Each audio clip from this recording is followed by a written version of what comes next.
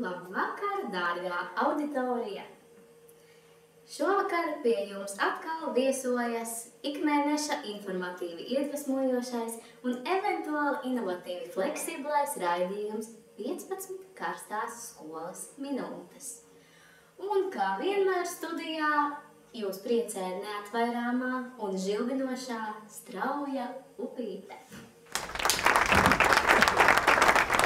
Vēlu vakarā mēs mūsu studijā saņēmām ļoti saudabīgu sižetu, ko atsūtīja kāda mistiska persona par kādas citas mistiskas personas nepiedodami skaļu un vokāli absolūti netradicionālu uzvešanos domu kora skolas 6.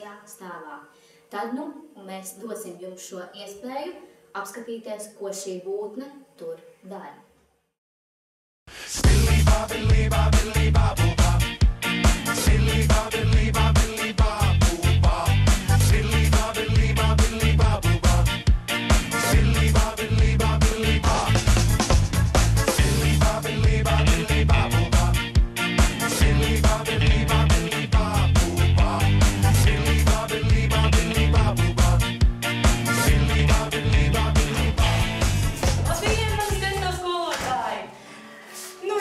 Mēs varētu uzreiz tā arī ķerties pie darba, nav ko gaidīt, man tā patīk tā arī, ko jūs man vakar iedevāt, tāpēc, varbūt ķeramies uzreiz pie darba, nav ko runāt.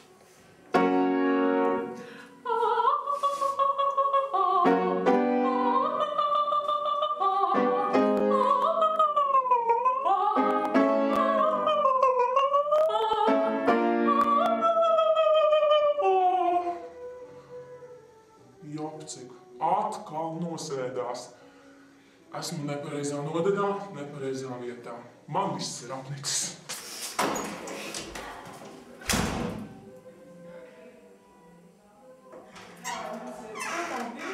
Jūs taču man atziegli ieliksiet, vai ne?